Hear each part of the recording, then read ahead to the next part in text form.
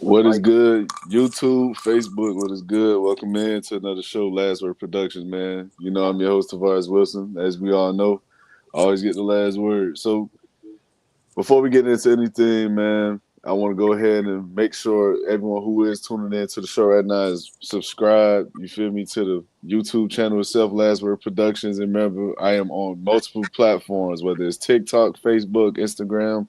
The handle's the name, all the same across, LastWord Productions. But without further ado, man, I got somebody in the building, man. First time, first show. Got my boy Gino in the building, man. What's up, bro? How you feeling? What's going on, man? I'm feeling good. Mike, what's up, bro? What's the word, my boy? What's the word? Chilling. Yes, I'm ready to get into these topics, What's man. up? Yeah. For sure. Hey. So before we get into anything, I want to give y'all a quick update about the game going on right now. Currently, Lions versus the Cowboys. Cowboys did just get stopped on, I believe it was 39. Lions got a big stop. They are up currently by a field goal, so they'll see if that keeps playing out in their favor. Still early in the game. But without further ado, I want to jump right into the first topic. I want to speak on the NBA. Because this is something that's been controversial over the last couple of days in regards to Chris Paul and how he was treated or handled by the Clippers organization. So I want to get your thoughts on that, Gino. What did you think about the entire Chris Paul situation when it comes to how he was released, how they went about it, and was it the right thing to do? Okay, I'm gonna say this. First of all, bro, I'm kind of biased against the Clippers because I feel like anything they do as an organization, that shit is probably wrong. Excuse me, that just probably wrong. As far as Chris Paul, I understand that some people don't like Chris Paul. They don't like playing with him. They don't like playing against him. They don't like being around him. But me personally, I think Chris Paul is still, even though obviously he doesn't have the talent, and we can get into that whole conversation of how much of a leader you can be without talent. I do feel like Chris Paul can still be an asset as a leader. If it is true that he was getting into it with Tyronn Lue or demeaning Tyronn Lue, then that means obviously he would have to go. But if it's something to the point where it could have been worked out for the betterment of the Clippers, the betterment of their organization, and betterment of them moving forward, I feel like they should have figured out how to keep Chris Paul. Now again, I'm not there, bro. But from what I just feel about Chris Paul, I feel like his leadership is needed. Even as a Piston fan, I wouldn't even mind him being here. Obviously he's not going to start, but to come in and kind of provide that guidance and sometimes that tough love that I know that the Pistons need, because sometimes we make a lot of mistakes. I wouldn't have a problem with it. But I'm just going to let y'all know off the bat. When I hear the Clippers and I know how dysfunctional they can be, I'm biased, bro. I'm going to assume whatever the Clippers do, it ain't the right decision, even if they in the right. Yeah, what's up? What's going on, though, Snowy? What you got, Mike? What you thinking? I ain't biased to the Clippers, but this was another Clippers being Clippers episode. I'm saying latest episode of Clippers being the Clippers for real. Like, you brought him in. First of all, he played all 82 games last year. Contributed significantly, even though the Spurs weren't good, he played all 82 games at, what is he, 40, 38, 39, whatever he is. Yeah. And so he can still play ball. Obviously, he's not CP3. He's not carrying. He's not doing what he was doing and putting teams on his back like he did when he was in New Orleans and all of that. We get that. That's obvious. But at the same time, you brought him in there. You know the kind of player he is. He's been there before. This is not a foreign object. This is not one of them. You bringing in a superstar or a former superstar to sell tickets and all that as a show pony kind of thing. He wanted to hoop, and he made that very clear. This is my last year. I want to play. I want to contribute. Now, the Clippers preseason, they made all them acquisitions. Obviously, most of us who are not Clippers fans who have watched basketball over the last decade plus, didn't really believe that team was going to do anything anyway.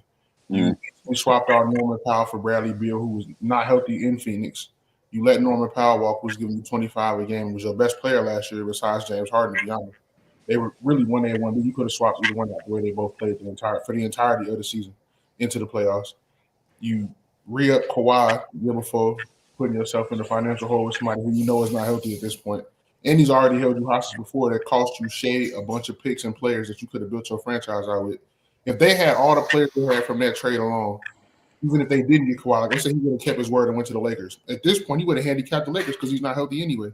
So you really handicapped yourself for no reason. Then you turn around and get Chris Paul in the building. He wants to hoop and contribute. Y'all team sucks. Bradley Beal's hurt. Kawhi's only played 12 games. Only person really hooping is James Harden, who needs all the help he can get. And you won't even put Chris Paul on the floor. 8 games he's healthy. You got him dressed out and he don't play. That don't make sense. Then if you wanted him to go home and wanted to cut him, cut him. But why cut the man on the road? Like, you make it a spectacle when you do that. Because now you send him home and it looks like he's some problem child that y'all can't control. First of all, grown-ass man, dog. Been playing in the league for 20 years. He's a former NBA president. You know what I'm saying? President of the NBA PA. So we know what he's talking about. He know what he's doing. And the problem that I have when it comes to Chris Paul, when it comes to people who play with Chris Paul, is most of the players that have complained out loud about not wanting to play with him are players that we've deemed to now know, based on how their careers are panned out, they don't like to be held accountable. If there's one thing he's going to do is hold you accountable. He holds himself accountable. When he's not playing well, he'd be the first one to sit up on the podium. I played like some shit tonight, man. I was ass. When he plays well, when he kills them, when guys ain't doing their part, hey, we need to do better. And some people don't like being barked at or told what to do, but at the end of the day, that's for 48 minutes, bro. After you get off the court, y'all ain't gotta hang out. We know a lot of teammates that ain't close and best friends. I think the problem is you called him in there to do something. Then when you start doing what he does, you acted like you were surprised, and now you want to make him the problem. He's not the problem. Y'all got a lot bigger issues than Chris Paul, and I feel like they scapegoat to him, and then you embarrass the man, called him on the phone while we on the road, and put him on a plane by himself like he's just some weirdo, and sent him home. I think that was corny. And so because of that, the Clippers will still continue to be the Clippers and never be successful. Okay. Well, first, what's up, Breeze? How you feeling, Brody? Yo, what's good, bro? My bad, I'm late, dog. That's all good. It's all good. So First topic. We talking about CP3 being released, man. And do you think it was, justifiable? Was it fair? What's your thoughts on the subject? I'm kind of straddling the fence with it. I'm gonna be honest. Because when you look at it, I know Chris Paul is known for holding people accountable. He is a leader in the locker room. He is that stern voice. But at the same time, bro, people look at it like, bro, this your last hoorah. You playing like maybe once every 3 games, once every 4 games. Just shut up and go along for the ride, bro. Like, honestly, I mean, to me, it looks like the Clippers are a lost cause right now. They're lost because James Harden is doing James Harden things. He's giving you about 24, about 9 assists, couple rebounds. He's doing what he normally does. But the inconsistency because of Kawhi being in and out and the team having to constantly shift like offensive focuses and stuff like that. Like if you look without Kawhi, they're a much better, much more balanced team because Kawhi is a ball stopper. You give Kawhi the ball on the wing and he's going to ISO, jab, step, fade away. He's going to take about maybe 10 to 11 bad shots a game that we look at as bad, but he can make them because he works on them, but he's a ball stopper. Like that's just his thing. So yeah, man, I mean, it sucks because like he is an all-time great. He does deserve that, that farewell tour to go out, with cachet. But I mean, if he really wanted the farewell tour, just shut up and go along for the ride, bro. It's your last hoorah, bro. Y'all not winning nothing. Y'all not competing at all. I think they're like 5-17 at this point.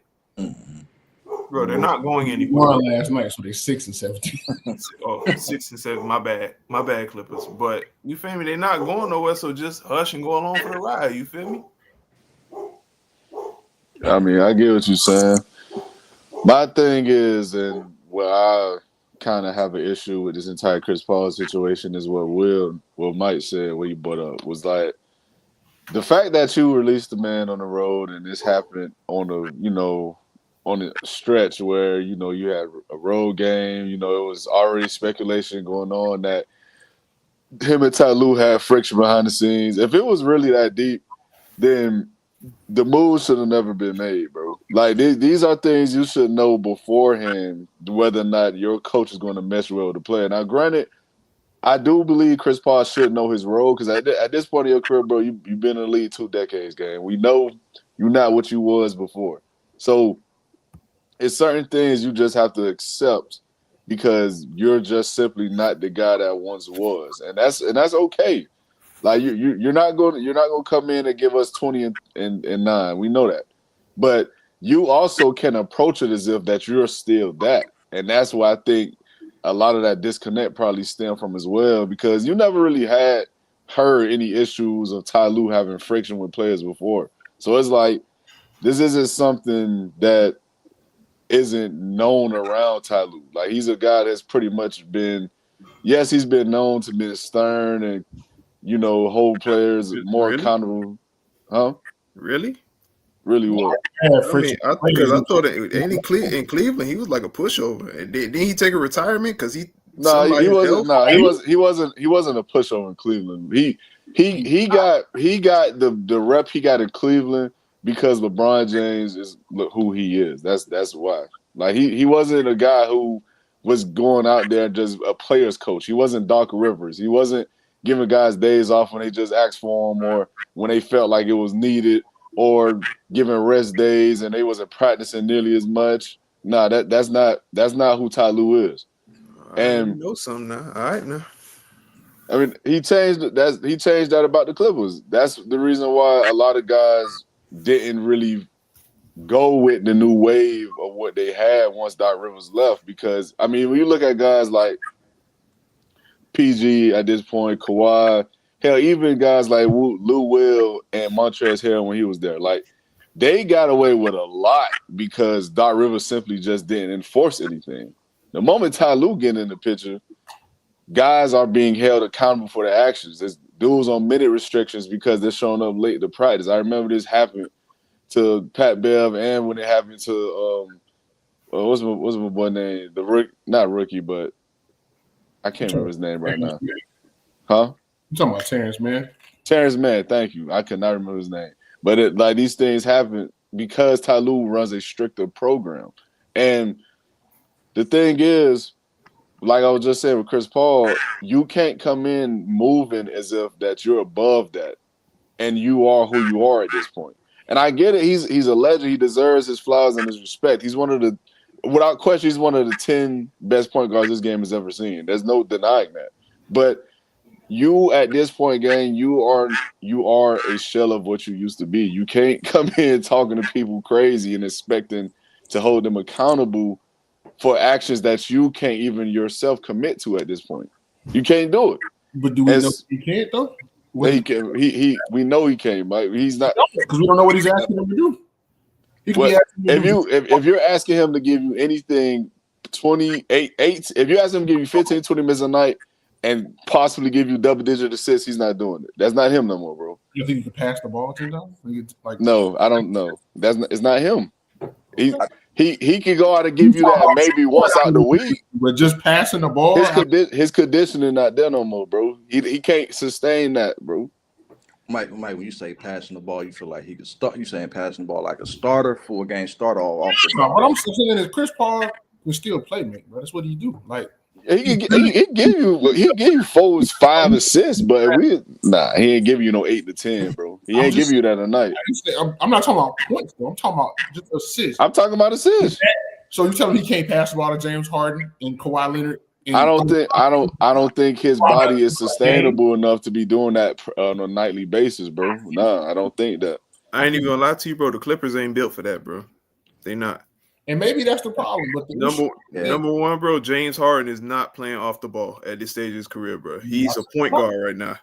No, he's the ball stopper he was. No. James Harden is not a ball stopper. He's not a ball stopper. Kawhi Leonard is the ball stopper. Kawhi will get a ball on the wing, in the post, turn around, jab, shimmy, fade away. We know that line drive coming. We get it. He's a ball stopper. Bradley Beal's also a ball stopper. Chris Dunn can't. Bradley Beal irrelevant right now, though. He hurt. He out for the year. Man, always hurt. Chris Dunn out of there. Always. Bogdanovich. The best player on the team. Like, bro, look at the team they got, bro. Brooke Lopez. Like, bro, the team just John Collins. Don't forget John Collins, Ivan Zubac. They got a lot of decent bigs. Derrick Jones Jr. Like, they got a bunch of used to be good ass players. That's what they got. You know what I'm saying, bro. Like, I mean, they're the oldest. They're the oldest roster in the league by far. It's not even close. Players and they getting ticked while Chris can't get none.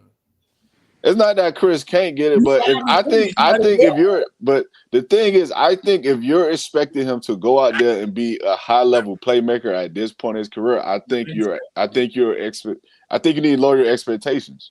Like, I think he can be a decent contributor like he was with the Spurs last season. That's what I'm saying, though. But look what he did last season with the Spurs from an assistant point standpoint. It wasn't crazy. It was sustainable. He did it for all 82 games. Bro, you know, but that's what I'm saying, though. But look, though. But even with that, though, they went and got De'Aaron Fox for the sole purpose of getting someone who can sustain minutes and actually run on the floor consistently. I'm not asking him to play 30 minutes a game. But you telling me Chris Paul? I'm saying he can't, and I'm saying he can't give you 15 or 20 a night. He can't give you that, bro. I don't think he can give you that at this point. We don't know, but I think he can give you 15.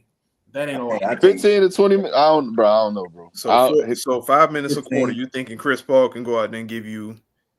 He can't give you 2 assists. Now look. We saying he can do that, but that's what I said. But look, let's say they playing against the Nuggets, right? And he got to guard Jamal Murray. But that's what I'm saying though, Breeze. Because but that's what I'm saying though, Breeze. I think we missing the other end of the court. Like the man pushing 40 game if he not 40. Like he got to go out there and guard these young niggas. We talking about Edgecombe. We talking about Maxey. We talking about De'Aaron Fox. We talking about Luka. Like, it's gonna be tough, bro. It's gonna be tough. In that backcourt right now, that's playing. Obviously, not him. That plays defense. But here's the thing, though, Mike. Here's the thing. James Harden at this point, he knows he's just an offensive engine. You ain't getting no defense out of James Harden. You ain't even getting out of him in his prime. Chris Paul is a guy who is known and values defense. So that's who he is. He's going to put effort on that end because that's just who he is. So then what's wrong with playing them 10 to 15 minutes a night? Well, they can't now, you cut them, but could have played them 10 to 15 a night and let them give effort because James not going to do it. I don't even know who the other guard is in the backcourt with him. I don't have bro, James got a different purpose, bro. What you want, James out there exerting effort on defense? I didn't say that. Y'all brought up who he would have to guard. And I said, y'all saying that like anybody on their team in the backcourt plays fucking defense. Nobody. No, I'm saying it because he's going to exert too much energy, bro. He doesn't have it at this point. I don't think he has the endurance to do it at this point. I don't think he has it. Ask him, bro, to play 4 minutes a quarter. I think he can give you 4 minutes a quarter. I think he can give you 10 to 15. Like I said from the beginning. You had 16 minutes a game, bro. He can do that, bro. That's not. I don't think. They said the same shit about Clay, man, and Clay looked like a shell of himself, bro. I don't know. The Mavs when they got Clay, niggas told me they said Clay could still give you 18, 20 minutes, 3-4 threes. I said I don't think he got it no more, and he ain't got it no more, bro. Paul ain't had the lower extremity injuries Clay didn't had either, so we're not talking about the same person. We're talking about Chris Paul ain't no spring chicken, gang. He got his injury woes. Dedicated on being athletic at all. It was always floor general. That was never Clay either, though, bro. That's my point. The age has caught up to both of them, and their endurance and their stamina is not what it used to be. I just think that it's just that simple. So let me ask this, Tavares: do you feel like this is just the end for CP3? Like he shouldn't be on the roster? Yeah, I think it's over, bro. I don't think. Crazy. Yeah, I think he should. I think he should hang it up. And then the reason I said that is because I seen last season when he dwindled down the stretch of last year. Like, yeah, I understand he played all 82, bro. Mm-hmm. But we gotta put it in the context of that too. The man, some nights he only played 5-8 minutes, and that was to close out quarters. Like it wasn't like he was out there to help them put together some sequences or get some much needed looks. Nah, he was out there to close games because games was pretty much over from either side, whether they was winning in the blowout or losing in the blowout. Like he's not that no more, bro. And And I love Chris Paul. I'm a Chris Paul guy. But I seen what he is, gang. It's not him no more. So what about this, Tavares? How do you feel about anybody can answer this question. How do you feel about the idea about him coming to a team like Detroit? I mean, he on OKC, isn't he? He got picked up by OKC. Oh, OKC, where really he don't have to put in that much work. He can be like Udonis Haslem, be the voice. So accepted to that. Then, because from my perspective, I look at it like, man, look, it's a Clippers problem. It is a Clippers. I agree with that. We're gonna get into that. Yeah, those people on the Clippers, they don't really want to hear that. They don't want to listen to that. They've never been successful as an organization. I don't even have to get into James Harden. The Clippers are just not a well-run organization. I don't blame Tyronn Lue. I don't blame James Harden. I don't blame CP3 because the Clippers should look at this and say, look, there's a good chance knowing CP3, even though he not who he is in his mind, he not changing, bro. He not changing. They not changing. They not listening to that. So this is really the Clippers' fault because why bring in somebody with that? Exactly. I agree with that completely. I agree. So he played, like you say, he played like it wasn't long-winded minutes, right? He averaged 9 points and 7 assists last year, right? Mm-hmm. So you telling me that he can't play 10 to 15 minutes a game? He played 28. But he played how many minutes he played? He played 28 last year. He played 28 last year. I don't think he gave you 28, bro. But look though, this is what I'm saying though, Mike. He almost played 30, right? Look now. He almost played 30 minutes last season. I'm asking you, do you think he could give you anywhere between 8 to 10 assists on 12, 15-minute splits? It took him 30 minutes to give you 7 on average. Gang, I'm sorry, I don't see it, bro. I just don't see it. And you got to factor in the personnel too. He was playing with a cheat code and Wemby. All he had to do was just throw that bitch to the rim. He didn't play for more than half the season. He had the blood clot like Chris Bosh had. So bro, but still, majority of them assists. Go look at the numbers on the assists from Chris Paul unlocked Wemby last year. Chris Paul taught that nigga, hey, you need to get right here. You need to be right here. Stop shooting them damn threes. You need to be right here. You need to be right there. That's why Wemby broke out last year. Okay, but he missed the most of the year. So I'm saying this, them assists he was getting was not the Wemby. Them was the random ass niggas we don't even know.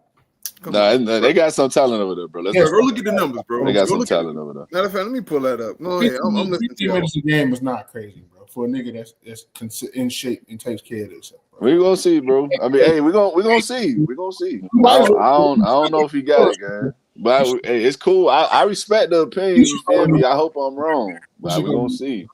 But I want to get into a little deeper dive about the Clippers themselves, though. You feel me? And we're gonna kind of breeze through this because I want to get into the next topic. But more so because we all know the Clippers are a joke. And I just want to say this before I let y'all go, man. If the Clippers are not the worst, like if this isn't the worst transaction or trade we've ever seen, and I'm speaking on the Paul George trade. If this isn't the worst trade we've ever seen throughout NBA history, I don't know what is.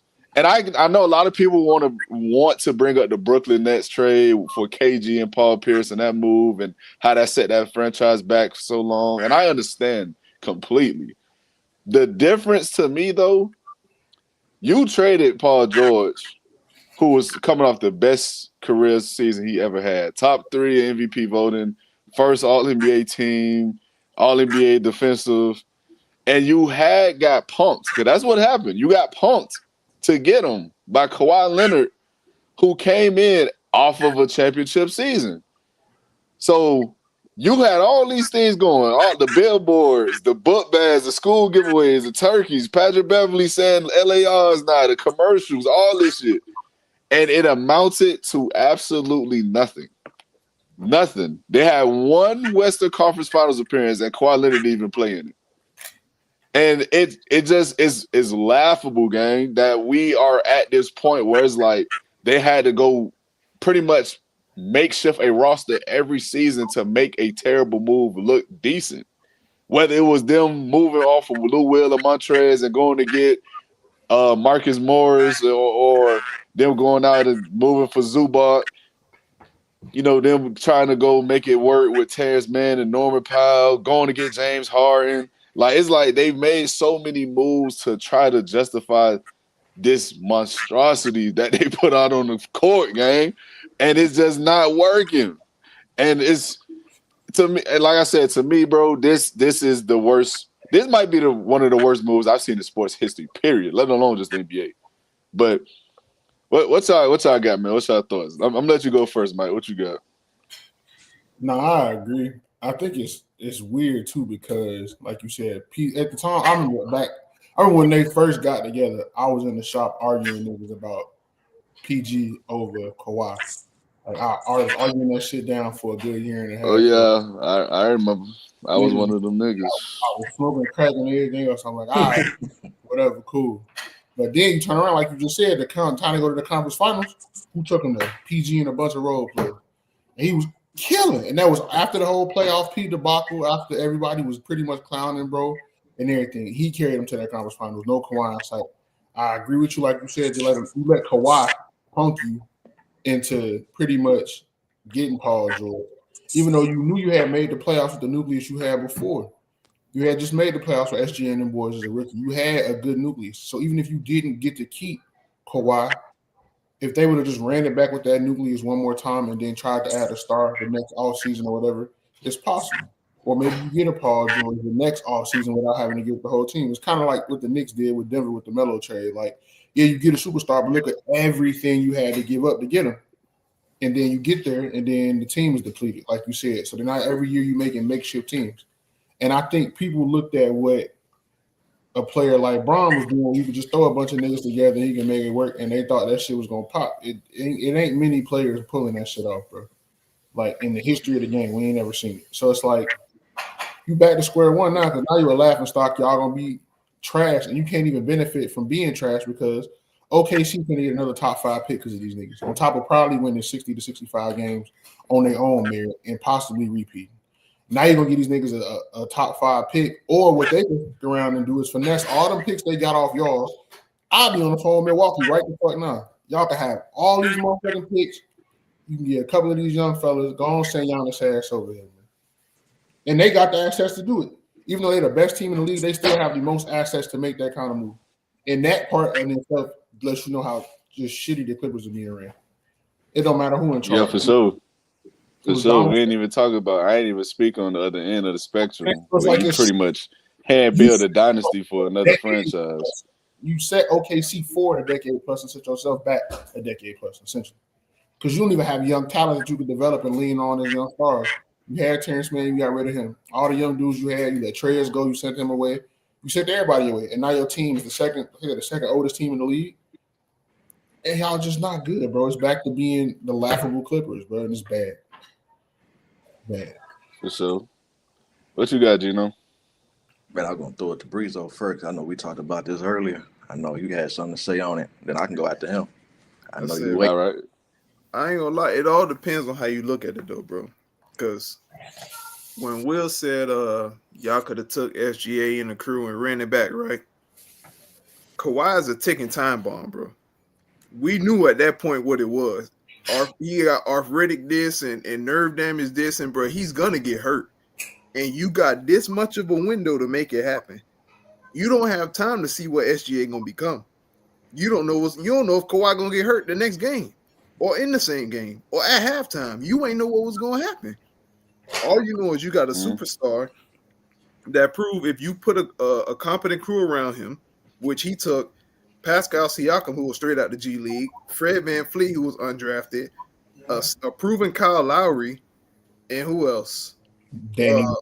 Old Marc Gasol. He took them to the finals. They beat up a banged up Warriors, but point still taken. He proved that he can swing the mantle. He proved it.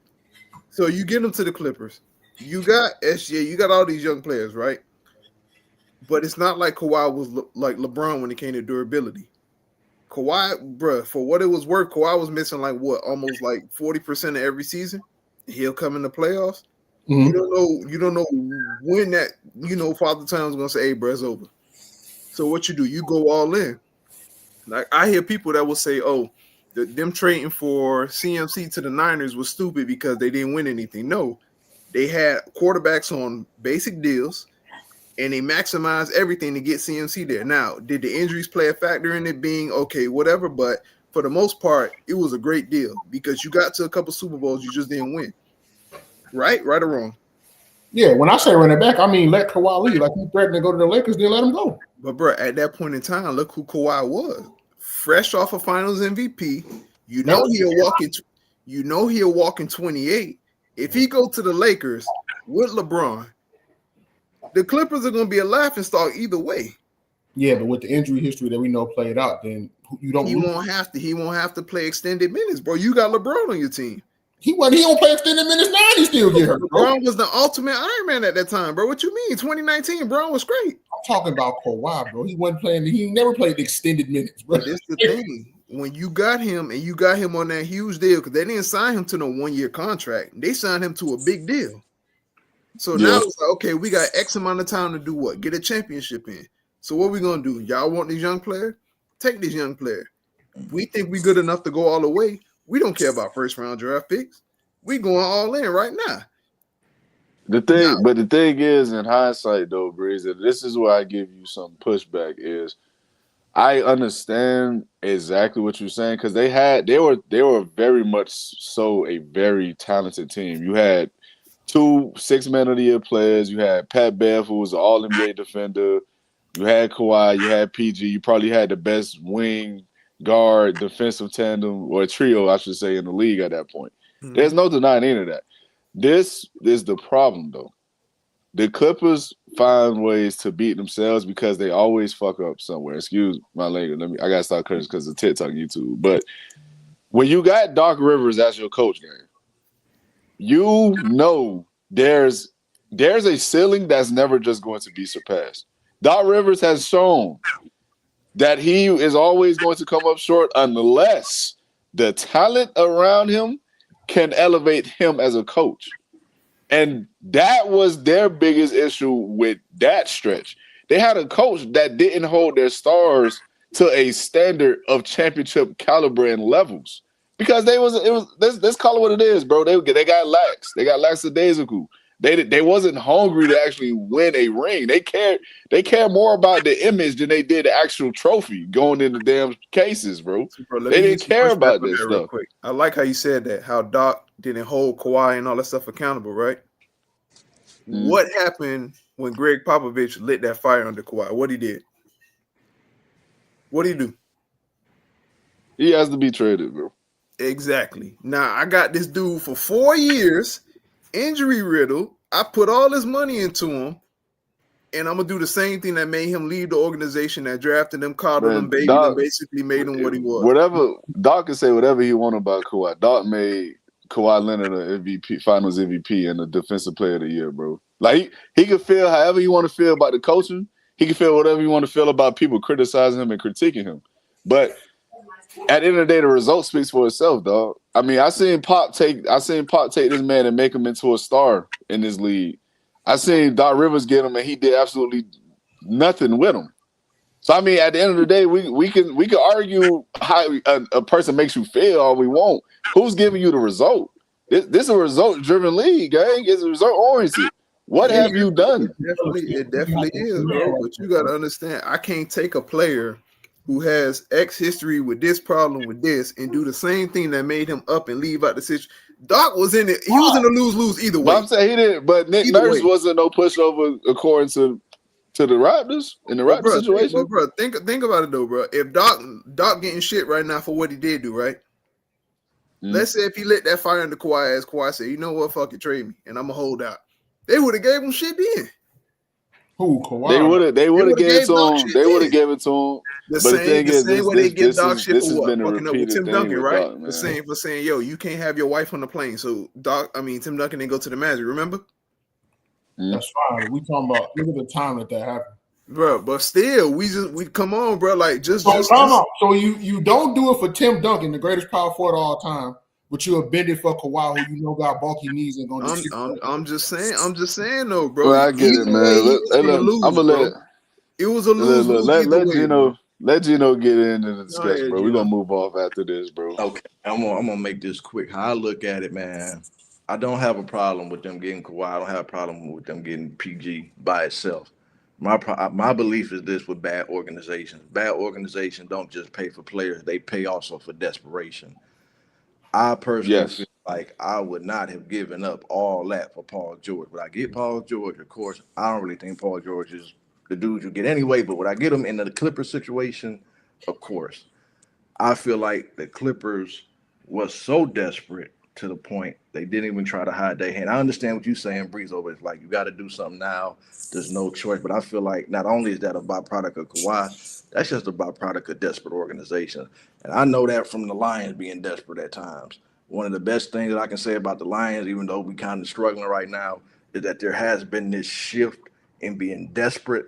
So moves, at least sometimes, are built around let's try to protect something and not completely crash out. Because if you don't win it all, now you in this where everybody go Monday, whatever quarterback, can't even think of the word right.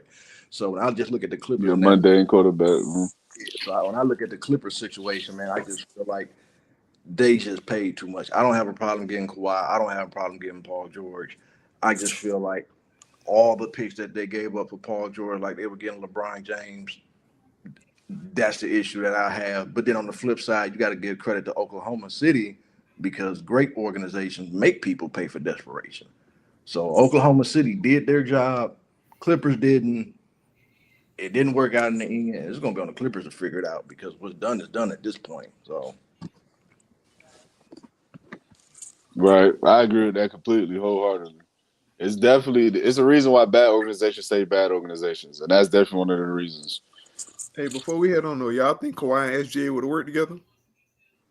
Yes. Yeah. Fuck no. I personally think, dude, man. Fuck no. I think Kawhi would have been hurt so much they would have got him out of there to just make sure SG had to It play. wouldn't have mattered. SJ That's would have personal. I ain't even gonna lie to you, I bro. That shit I wasn't think gonna I work. think they could have played well Kawhi would together. have stunned SGA that could growth, play man. without Kawhi would have stunned SGA that could growth. play without the ball, bro. And that's an inverted point skill when you playing with another great player. He could play without the ball. Kawhi would have stunned that growth, man. Yeah, maybe so, but You would have stunned it for if the bit. we going off a play style, I think the play styles would have meshed well. But let's move up into another topic, man. I want to speak on Jaylen Brown and his recent play of late. For those who don't know, Jaylen Brown has been averaging, I believe, somewhere between 28 and 9 a night. My These boy. last couple of games, he's been destroying the league, to say the least. So I just want to pose this question. Do y'all think when Jason Tatum comes back, is he still going to be definitively the best player on the team? Do y'all think he's going to be the one option? Like, he's just going to be giving the keys back? Yeah. No. I'll tell you why though. Like, it's not even a skill thing. Coming off an injury like that, it's gonna take a while for Jason Tatum to get acclimated again. Because Jason Tatum is a rhythm player. Like, he needs to, get his shots up. He needs to play. He needs to actually go out there and get back for the feel of the game. Because remember, he was our best playmaker. He was arguably behind Derek White, our best on-ball defender. He was a rebounder, everything. Like, bro, he's going to take a while for him to, I say maybe about 30, 40 games into the season, you'll see what Jason Tatum was. But for the meantime, Jaylen Brown is going to have to keep it going. And then moving forward, they always played well off each other. So when people was trying to break it up in the beginning, I didn't see it in the first place because you had two wings that were committed to defense, and Jaylen Brown just had to fix the turnover problem because he was turning the ball over like crazy, just basically giving it to the defense. And he's still turning the ball over this year, but it's because his usage rate is going up as a facilitator. So it's kind of more acceptable now. Now, when Tatum comes back and he has to draw back on facilitating, I want to see the turnover numbers, but I don't think it'll be a problem moving forward because we all know who the big dog is. Like, we know out of the two, we know who the best is, bro. Ask you a quick question. Okay. Can he go left yet? Yeah, he actually got better at it. Okay. I'm just asking because I ain't watched other games. I'm not being funny. I'm being serious. No, I'm saying, I feel you, bro. I Nah, told you, he was turning that shit over. I personally always thought it was another layer there with Jaylen Brown. I always thought it was something missing. But, hey, man, I guess. What you got, Gino? Man, I feel like in these situations, I think I always ask the question, all right, who is the best before the injury? And then the only way that it changes after the injury is if that person is just clearly better than them. You know, like if it was a situation, like I just had to sit and ask myself, if Jaylen Brown, if Jason Tatum get back, assuming he gets back, some people don't get back. Not wishing that on you, Breezo. You know, Shit, I don't know, bro. He's playing for my team. Yeah, if Jason Tatum gets back, is Jaylen Brown better than Jason Tatum? If the answer is no, then it's still Tatum's team. If the answer is equal, it's Cole's team. If the answer is Jason Tatum is not better than what Jaylen Brown involves to, then it's Jaylen Brown's team at that point. That's just kind of simply how I always looked at it. It's not really complicated for me. So it's just a matter of how much better has Brown got, and do you feel like that better is better than Jason Tatum at his best? I ain't gonna lie. Only thing I would admit, bro, if Jason Tatum had Jaylen Brown's mindset, bro, he'll be the GOAT, bro. I swear to God, bro. I swear. Bro, Jaylen Brown, as much as Jason Tatum loved Kobe, Jaylen Brown is more Kobe than Jason Tatum, bro. Jaylen Brown is a gunner. Like, he's gonna go, he's gonna drive, he's gonna go, Jason Tatum settles a lot. And I hate that about him. He's 6'8" by 250 and want to be Steph Curry. What? My nigga 210, 215. No, bro. He's like 245. Nah, Like, I'm about to say he might be about 225, 230. Bro, I think he's like generous this year. I think. Let me double check. But I think he's like 245, 250, bro. But if that nigga 245, 250, I got a question. Just chill, bro. Yeah. I'm just saying, bro. Look, man. Look, I ain't gonna lie, man. I ain't gonna lie, bro. Like I said, I always thought it was a different layer there for Jaylen Brown, man. I always thought it was something there that he couldn't really reach because he had to share the wealth. He coming into his own right now, man. And I always felt like it was a layer there that wasn't being shown because he had to share the spotlight. And I don't know, bro. I don't know. I think when JT come back, I think for sure they're gonna implement him and approach it the way they approach it as they should because Jason Tatum has made multiple first All-NBA teams. I know at his age he made the most, so I get it. But I'm just saying, bro, it's something else there with Jaylen Brown, bro. It's something else there. I think it's a different layer there. Or do you feel like that layer is better than Tatum's best? I think if Jaylen Brown could get to the best version of himself, I think he'll be better than Jason Tatum. That's me personally. That's just how I feel. So Brown got drafted first, right? You said what? Brown was drafted a year ahead, correct? Yeah. Okay. I'm gonna put it to you like this: from the time that Jason Tatum stepped on the court in the Boston Celtics jersey, definitively, he ain't even gotta say it. Definitively, Jaylen Brown. I mean, hey, listen, I get it, bro. I'm not gonna sit here and argue about it. It's cool. You feel me? I'm not mad about it. You said what? Was MVP, realistically speaking, he should not have gotten finals. Wait. No. We're not doing. Why shouldn't he? He got it because he just picked on Luka, bro. Jason Tatum was getting so much attention. But why shouldn't he have gotten Finals MVP? Because Jason Tatum was the best in every statistical category, bro. Go look it up. Playmaking, rebounding. Okay, that's cool. But when we turn the games on, we watch the games. Who was taking the hardest check? Who was hold on, wait. Who was taking the hardest check? Who was hitting the big time shots? Who was the best player down the stretch? I'm not finna let and you do that. And who was the guy? Bro, that was JB, bro. That was JB. It was Drew Holiday. Man, nah, we lying, Derek bro. White, and it was Jaylen Brown. They lying, was rotating and picking on Luka. The game plan was ISO Luka. Who started on Luka who started on Luka every game? People say Joe Mazzulla is a genius, but the game plan was just ISO Luka. That's it. You could have coached that. Who started on Luka every game? Who was checking him at the beginning of the game every time, bro? That's not what I. That's not what I'm at. No, it was not Drew Holiday. It was not Drew Holiday. No, it was not. Drew Holiday was primarily on Kyrie, bro. Let's not do that, bro. We watched the same NBA Finals, bro. Derek White was on Kyrie, bro. He was game. Derek White wasn't starting. How he was on Kyrie not starting? You said Derek White wasn't starting? No, not finals, bro. He wasn't starting. He played starter minutes, but he wasn't starting. T, how much you want to bet, T? Look it up, Breeze. Go ahead. Derek White wasn't a starter? No, not in that finals. He was not starting. Wait. He probably was because someone got hurt. I can't remember who got hurt. Somebody got hurt. I can't remember who got hurt. Somebody got hurt. Back to the original point. Drew, Nah, I know for a fact. I know for a fact. Drew was on Kyrie primarily because he gave Kyrie hell that entire series. I remember that. Kyrie held that entire series, unfortunately. They both did, but I remember Drew being on that nigga and having him in the Alcatraz. I remember seeing the nights Kyrie shot 4 for 12, one for 6 in the first quarter. I remember that. Okay, so let's just say, for the sake of your argument, he did guard Luka more than Jason Tatum did. Right? Cool, great.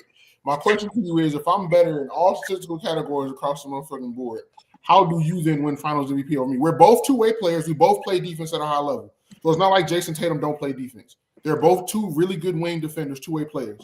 I'm beating you in every statistical category offensively, and we're both playing lockdown defense in the finals. And to add on what you're saying, Will, I'm also getting double team. I'm getting the best defense scheme for me. And I'm still hitting shots. You getting Luka one-on-one. You getting Luka one-on-one. Who's barbecue chicken? He won it because, again, simply put, when it came down to needing buckets and needing stops, he was the guy that was getting them. That's why he got it. Listen, y'all, his numbers, the Tatum numbers are not so much glaring better than Jaylen Brown's to the point it shouldn't have been a discussion. They weren't. They were close. They were close in shooting splits. They were close in points. Tatum did average more assists and rebounds, but Jaylen Brown gave you more steals and he gave you more steals and blocks, man. Points, more assists, more rebounds, and we're blowing these dudes out. So what big shots are you talking about? They was beating the hell out the Mavericks, bro. I'm saying down the stretch of games, bro, when they needed starts, when they needed players to step up.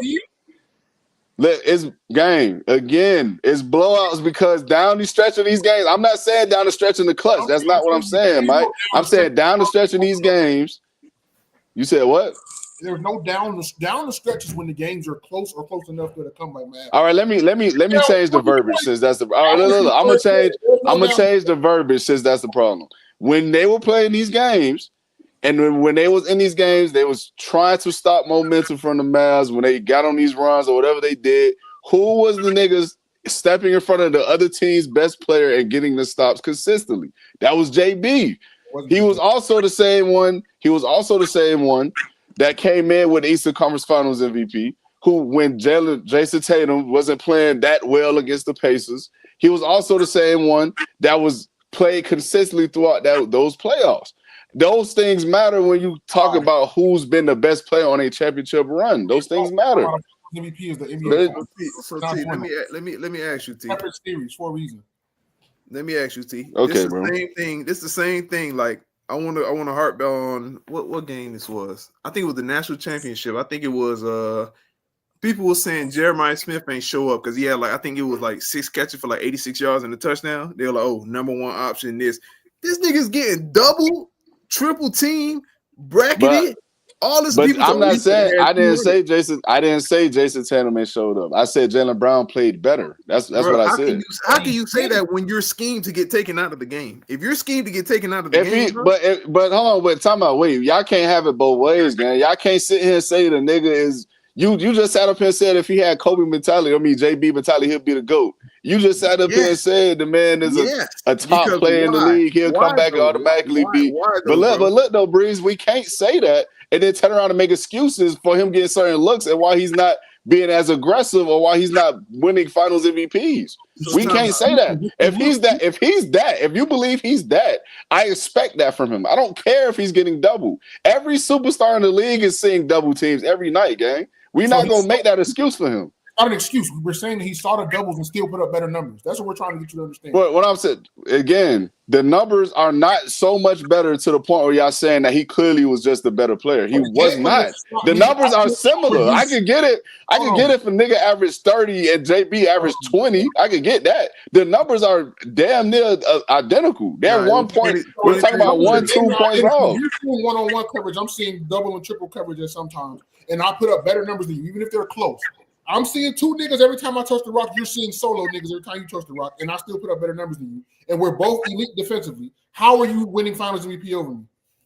Just answer that question. I already answered the question, Mike. You didn't want to take the answer. I already answered the question. No, you're saying that he played better, and that's factually incorrect. And I'm saying he played better because when it came down to him taking on the harder check, him getting the buckets when they needed buckets, him playing better throughout the playoffs consistently, and also on top of the fact that when he was asked, you feel me, to take on at this time, niggas was arguing that Luka Doncic was the best player in the league. That's what niggas was arguing at this point.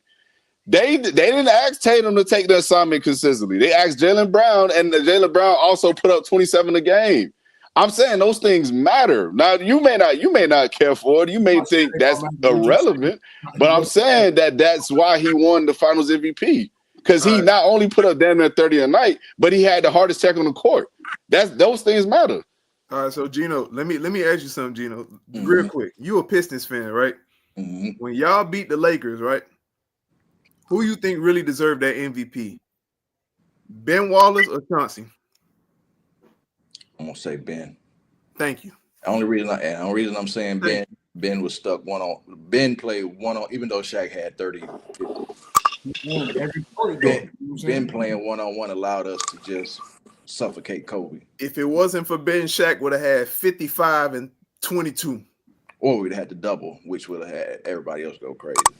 Thank you, bro. Thank you. But go ahead, T. Go ahead. Next topic. Hey man, in that series, I just want to say, since niggas brought up Kobe, I just want to know the game plan was to let Kobe shoot them out that series. That was not the game plan that the Celtics was facing. But okay, I digress. But anyway, didn't do it. Game plan was pick on barbecue chicken. That's what it was. Slovenian pop. Hey, listen, it's cool, bro. It's cool. At the end of the day, we know who got the hardware game. But hey, that's another story. You feel me? But let's move off into. I want to talk about Zion, man. So Zion, as we know, another injury. Gonna miss some time. Is Zion Williamson a bust at this point? Can I go? I just want to ask that I go last. Go ahead, bro. Go ahead. You got it, bro.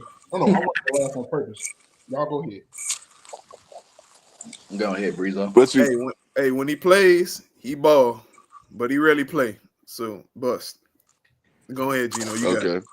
Yeah, I'm going bust, man. I know a lot of people don't use injury as a bust, but me personally, I'm basing it on expectation. There's an expectation for you to be out there, for us to be great.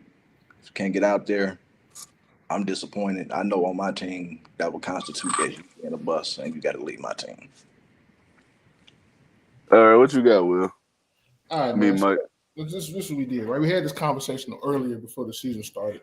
We had this conversation about Zion. I brought up the injury history, the fact that he's not a top player to me because he's always hurt. And you brought up, like kind of like Bree said, when he plays, though, Mike, 27-15, well, whatever his numbers was. I'm exaggerating. 27-10, cool. And I said, that don't mean shit if you always on the damn sideline.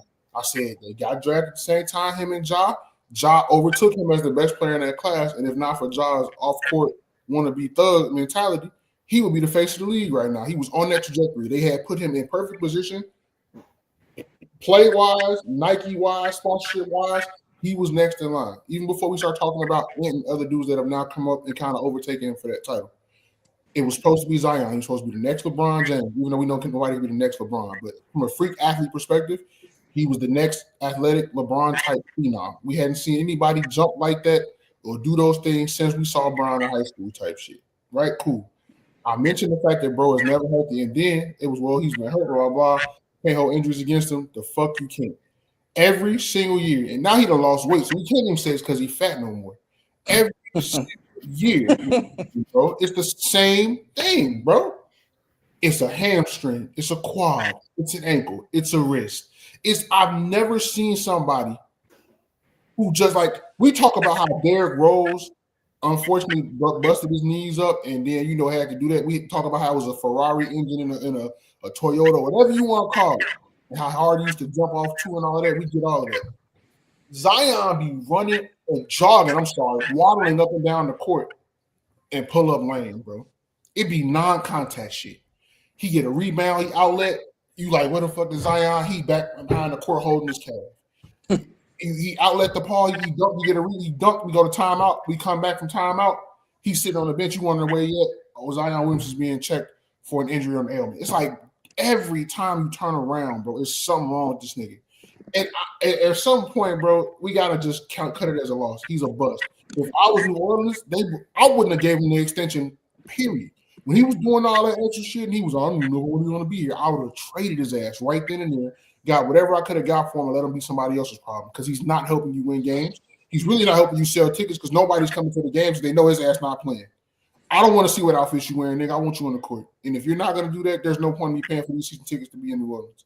There's a ton of other stuff you can do down here. You know, the Saints ass, people still go to them games. They like the Superdome, all of that cool. There's all kind of shit you can do in New Orleans. I'd rather go to a motherfucking college game, LSU maybe, drive to Baton Rouge.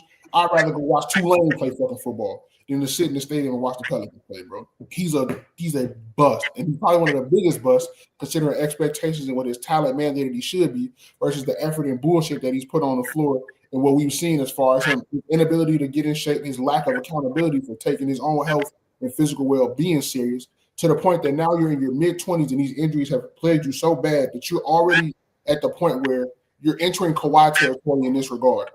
You've had a lower extremity injury every single year that you've been in the league. And you're just now in year 6 or whatever the hell this is, took it serious this summer to say, I'm going to get in shape, I'm going to lose some weight, I'm going to care about myself and care about my profession. And then because you've already had this track history of the last 4 years of these injuries, even though you're in shape now, your body is waiting to break down at this point. His body is literally waiting for the opportunity to give out on him. He's cooked. It's over with. Okay. Mic drop. I mean, at this point, there's no other way to look at it. Zion is definitely a buzz, and it's unfortunate, man. I'm a Zion guy, man. I was a big fan of him coming out of high school, not even just at Duke. But at the end of the day, it is what it is. You got to be honest about what's happening, what's transpiring. So it's something that is unfortunate because some of these things are out of his control, but some of them aren't. I agree. His diet, the training, conditioning, whatever the case may be, could have definitely been better at this point. But a lot of people didn't look at it as an issue because he's always been a bigger guy. So, but at the end of the day, it's something that a lot of people didn't think would be sustainable, and it's proven to be the case. It's not sustainable. Now that he's gotten down to the way he's gotten down to, he's slimmed down, whatever, he's cut his explosiveness and stuff, it still is happening. So at this point, it is what it is. It's unfortunate for me. I hate to see it from a boy because I'm a Zion guy. That's my guy. I ain't gonna lie to you. But it's over. It's over, bro. Hey, trust me, it hurt to see Amari Stoudemire go down with them knees, man. Trust me. But he took care of himself. He just his body. There's a difference between your body betraying you and you being the reason your body betrayed you. Yeah, and plus you got to remember Stoudemire. He had a growth spurt in high school. He went from like 6'1" to like 6'9" in the summer. It had to play like that. Him and Anthony Davis had that problem. That's why he's so brittle. 6'2" went to 6'10", bro. That's why he's so brittle. AD walk onto the court, sneeze, strained ligament. All right. Well, let's get into some different sections, man. We're gonna get into some football now. So we got some people chasing history, man. And I wanna ask y'all, do y'all believe this person has a chance? Well, let's not even say has a chance. Let's just say yes or no. Do y'all believe these people are gonna achieve these records? So first person I'm gonna ask y'all, do y'all believe JSN is going to break Calvin Johnson's all-time receiving yards record? No. Yes. No. What you got, Gino? Give me the Seahawks last games. Do anybody know who they play last? That's no, I know we on their schedule. Well, they play the Niners week 18. I can give you the rest. Hold on, give me a second. Because really, it's going to depend on how Sam Darnold perform. Just knowing how Stafford had to perform real good to get Calvin that record. Yeah, we read chat, Merce.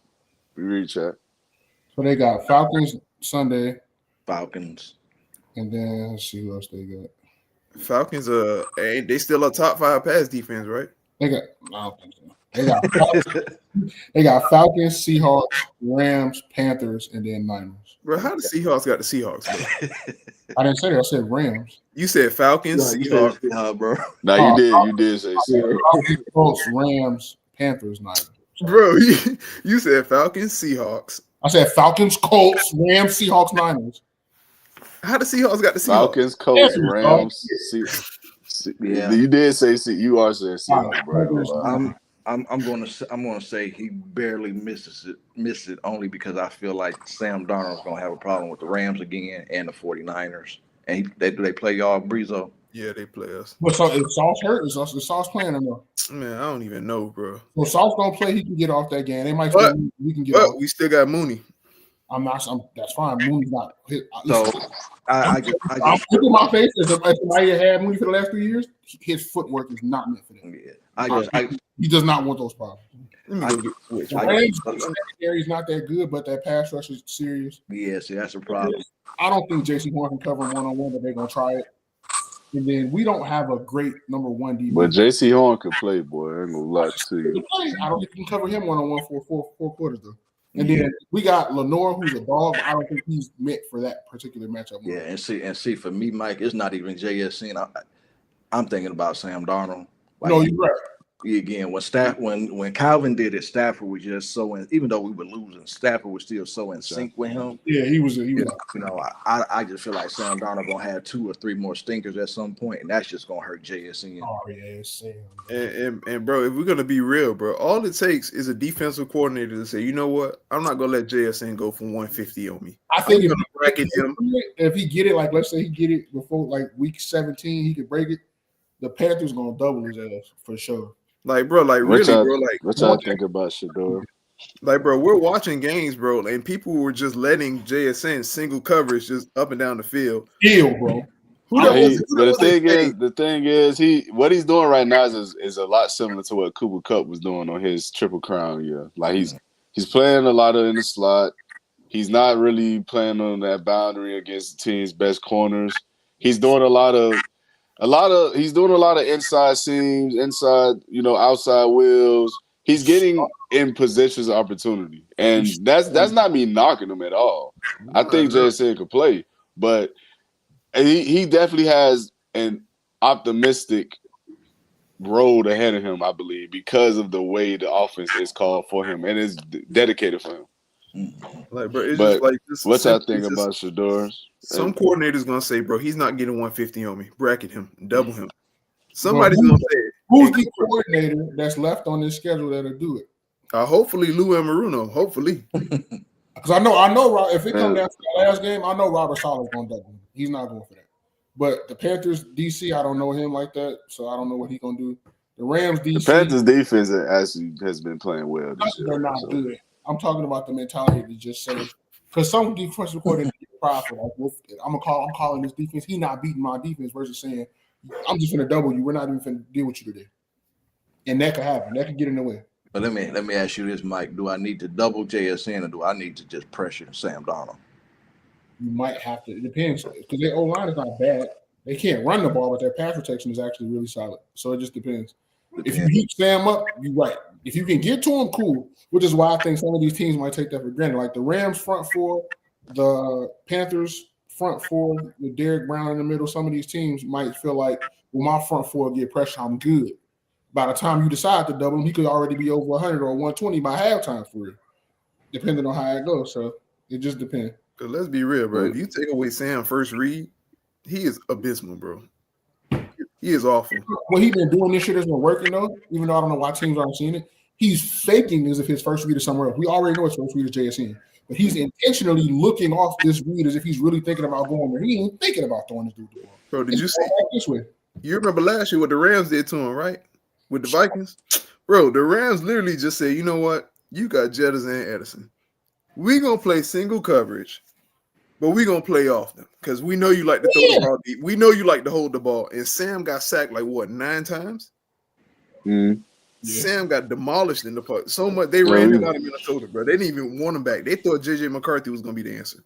That's how bad that man is terrible. But let's move off into another subject, man. Let's move on to another subject.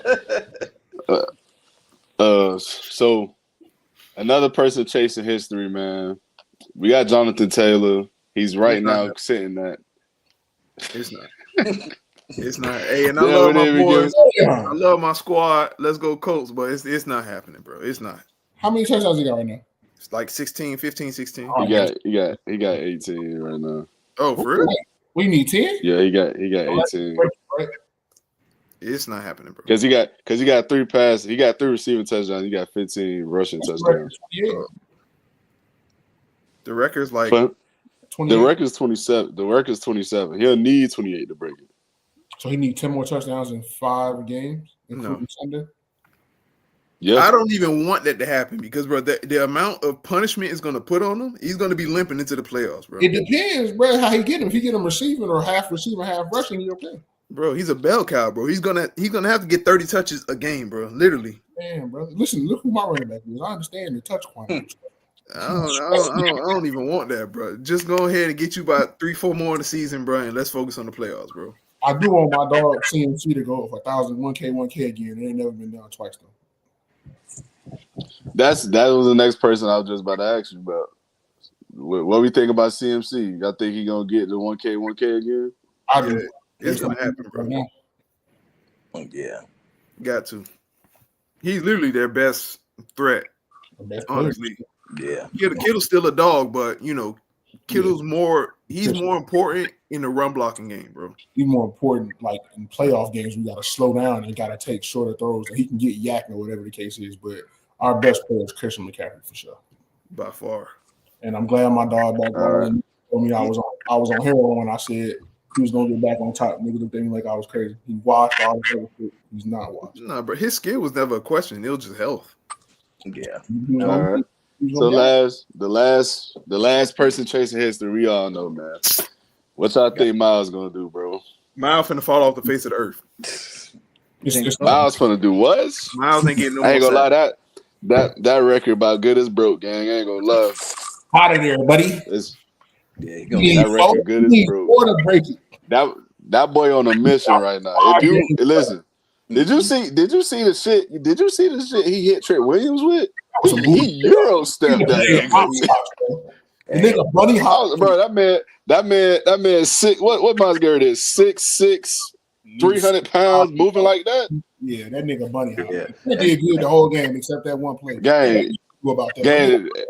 then what's crazy is he beat him on another play, but Brock Purdy had got the ball out before he sacked him.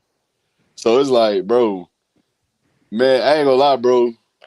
You talking it's about only a matter of time, bro. It's only a matter of time, dog. It's only a matter of time, dog. Then you got to keep in mind also, Cleveland has a lot of pass rushers, man.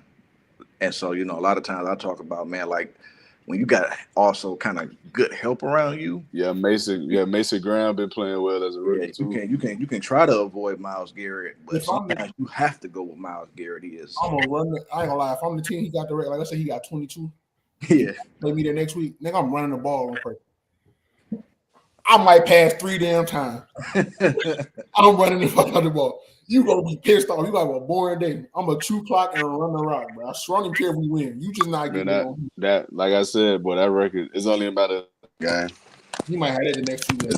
Who they play the next 2 games? Hold on. It's only a matter of time, Brody. I don't even care who's on the schedule. It don't matter. It don't matter. Like, bro, the only way you can stop that man, you tranquilize him. That's it. Tranquilize him is crazy. Bro. Somebody from the stands. Come on, bro. Tranquilize. Bro, that man is a man. He's a machine. Man, that's Cleveland Super Bowl right there, man. Him getting that record will be Cleveland. But they got him and they got the defensive rookie of the year because Super Bowl. Linebacker finna get that. Schlesinger, whatever his name is. Schlesinger? He's definitely real nice. So now I wanted him in Indy, but Tyler Warren was too good to miss up on, bro. Yeah. So, but let's move off into the last subject for the night, man. So, hey, listen, we got another one, man. How good would this player be today? Rest in peace, Demaryius Thomas, man.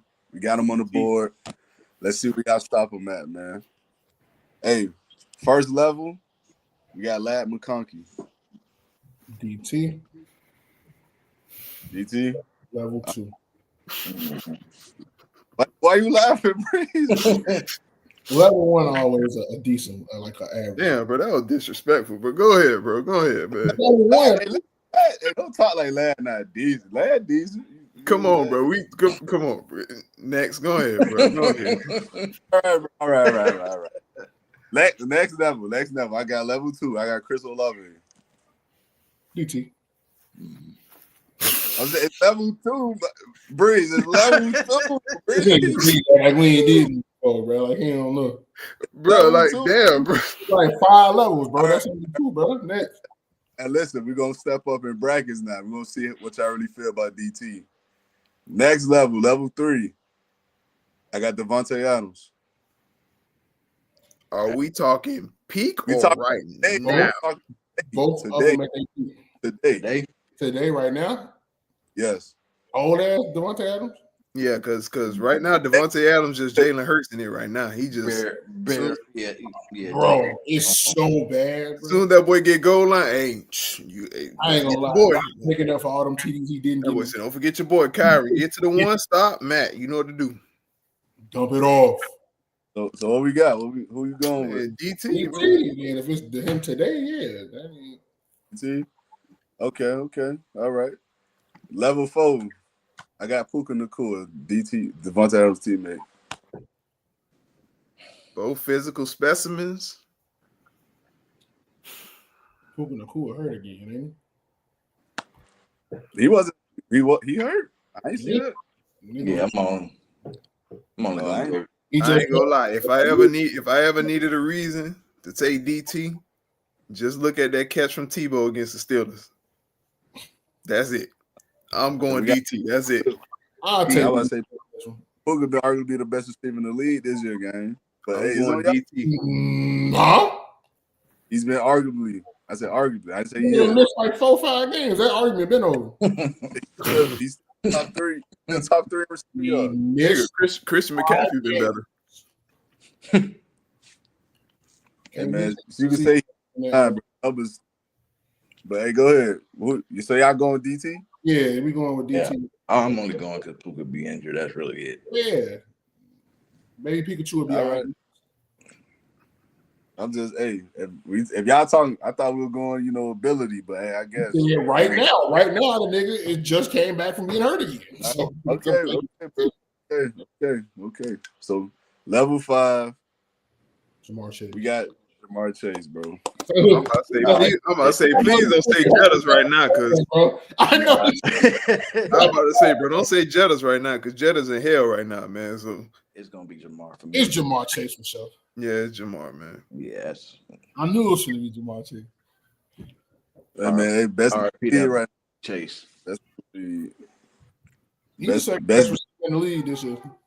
Best in the business. He's the best in the business game. But Rob, he the best this year. Hey, that's cool.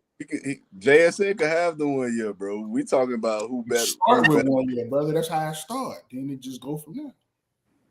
Hey, the last year Triple Crown winner, bro. That's all I got, man. Only 8 other people in the league did it. If he break Calvin, would you rather have a Triple Crown or would you rather break Calvin record? I'd rather be the better receiver, and that's Jamar Chase. Nigga, don't do that. I'd rather be the better receiver, bro. No. So we're not doing it. Would you rather have a Triple Crown or break Calvin's record? Which one? Nah, I would rather break Calvin's record. I ain't gonna lie. When you break Calvin's record, you one of them ones for real. Because that's never happened. The Triple Crown is tough though. It's more likely when the Triple Crown will happen than somebody getting 2K receiving if he get it this year. Yeah, it'll be the first in history. We'll see though. But hey, man, that'll be it for the show tonight, man. Appreciate those who tune in. Hey, before we go, let me answer Mars' question. He did ask what y'all think about Shedeur.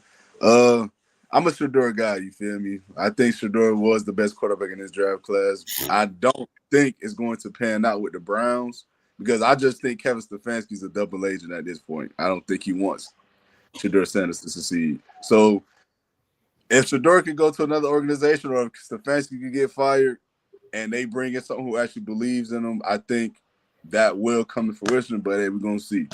They cut 2% of the Miami and send Shedeur to Miami. Go ahead. There you go. You happy now? Bro, we know who the best quarterback in the draft class is, bro. But go ahead, man. Carry on.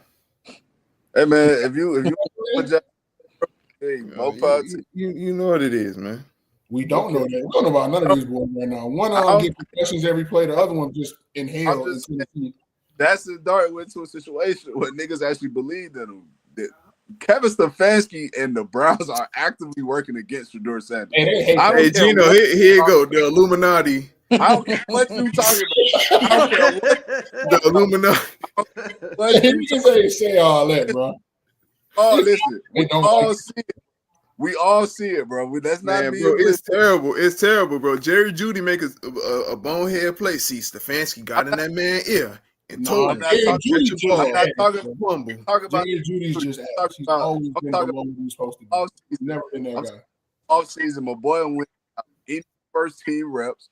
My boy, Wilder Taylor literally told us after the game he heard this nigga Cadence maybe twice the entire off season. Maybe, like, come on, bro. That's danger, bro. That's malpractice. I don't care what you so look. All right, I give you that. No reps with the first team, right? Jackson Dart got his first start with me, you, Will at running back, and Gino at receiver because Neighbors got hurt. And he won. And again, he still had a situation where he was coached. I ain't trying to hear that. I ain't trying to hear that, man. We can't do that, bro. We can't do that. We can't downplay coaching. We know coaching matters. We all know that. We all know ball well enough to know coach matters. Well, his coach fired too right now, so it ain't really saying. I'm just saying. Mike, but this is my point, though, Mike.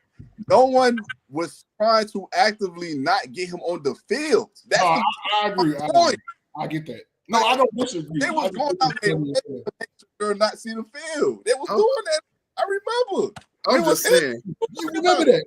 Hey, who is Lil Jordan Humphrey though? I'm just saying. Huh? Who is Lil Jordan Humphrey?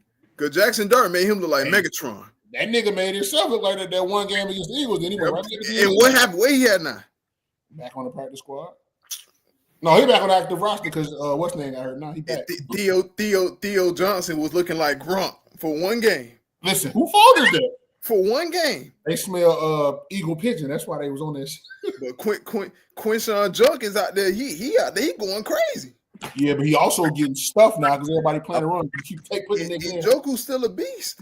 No, that nigga always hurt. Bro, Njoku is nice, bro. No, Njoku been hurt too. Why they Captain Fanning, bro? Njoku is not, bro. Look at the receipt, bro. Cleveland has a much better team than the Browns, bro. I mean, the Browns have a much better team than the Giants. Yes. I don't know about that, boy. Bro, I don't know. But listen, name me 3 skill players on the Giants right now. We'll discuss that next week, bro. We'll discuss that next week. Hey, appreciate y'all tuning in, man. For those who did tune in, appreciate you showing up, Gino, man. Hope to see you again, my boy. Oh yeah, man. Anytime, bro. Hey, for those who are not doing so already, man, y'all go ahead and subscribe to the channel, YouTube. We are currently live right now on Facebook and YouTube and TikTok as we speak. LastWord Productions, the handle all across the board, man. Y'all be sure to tune in, check me out. IG, whether it's IG, Instagram, Facebook, YouTube, Twitter, TikTok, I'm everywhere. But y'all got anything y'all want to add before we head out? Yeah, man. Go Buckeyes, man. Put the belt to ass on them sorry ass Wolverines. Had Gino in the 4 out of 5. I had to call my boy mama to check on him. I thought he was in a halfway somewhere sweating and shit. I'm glad to see you alive and doing well after that ass whooping, man. You just make sure y'all beat Indiana, bro. You spanking it? You just do that. I already got money on that game. So you think I'm losing to a quarterback last name Mendoza with that defense like that? No, sir. Hey, Ohio State, Section 8 to go play, coach to the Super Bowl. The Duke. All right. Y'all